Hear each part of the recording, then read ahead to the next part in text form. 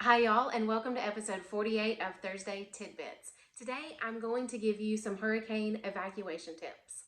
Deciding to stay or evacuate when a hurricane is approaching our area is an intense and stressful time.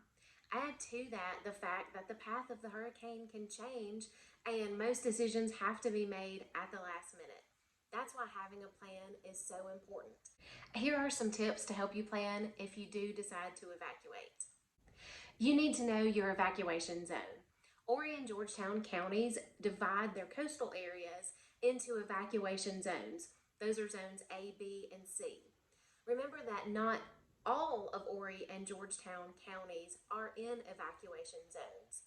Zones are set up for storm surge and not for wind. It's quite possible that you could live in one of the western portions of either Horry or Georgetown County and not be in an evacuation zone, but still feel the effects of hurricane force winds. So while you may not be told to evacuate for storm surge, you can always evacuate if that makes you feel more comfortable.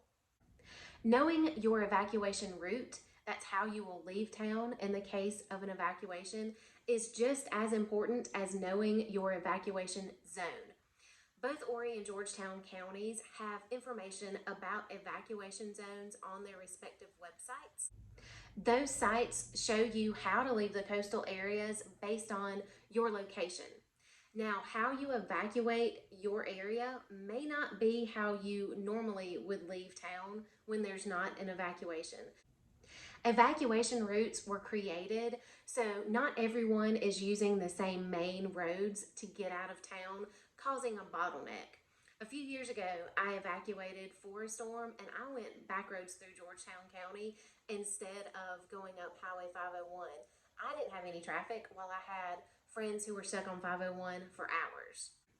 Definitely get familiar with your evacuation zone prior to a named storm coming to our area, and you may even want to drive your evacuation route to get familiar with where you will be going and how you will be leaving town.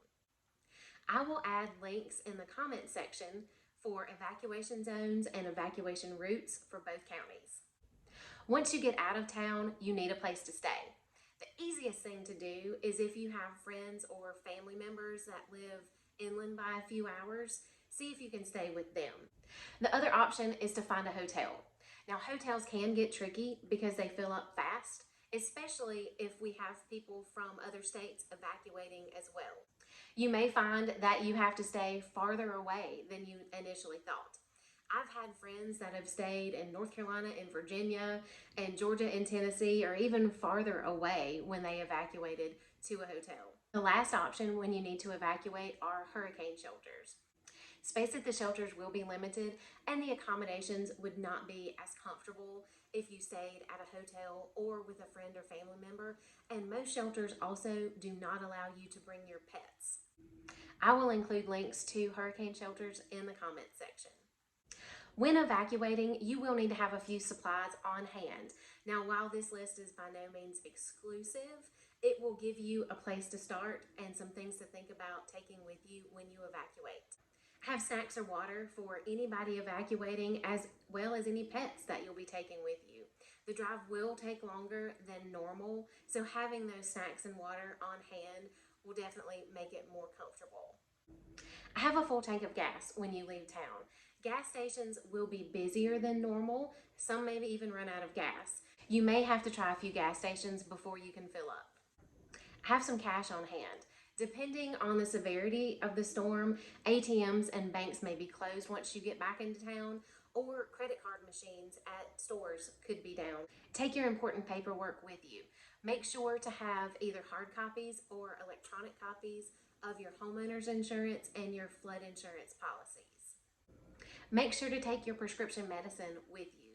Have on hand any medicine that you will need and your pets may need while you're out of town, as well as a few days, maybe even up to a week's worth of medication once you get back in town. A key to your house. I know it sounds crazy, but most of us use the garage to get into our house versus coming in the front door. If the power goes out during a hurricane, you will not be able to use your remote control to get into your garage door. And don't rely on that keypad if you have that on your front door, because that would be the time that the battery on your keypad goes dead. I hope 2022 is an uneventful hurricane season for our area. However, if we do have an active season and you decide to evacuate for a hurricane, I hope you found these tips helpful. Comment wherever you are watching this video if you have any questions about hurricane season or evacuating. Please hit the like button if you found this video helpful. To get notified of future videos, hit the subscribe button. Thanks so much for watching this video and have a great day.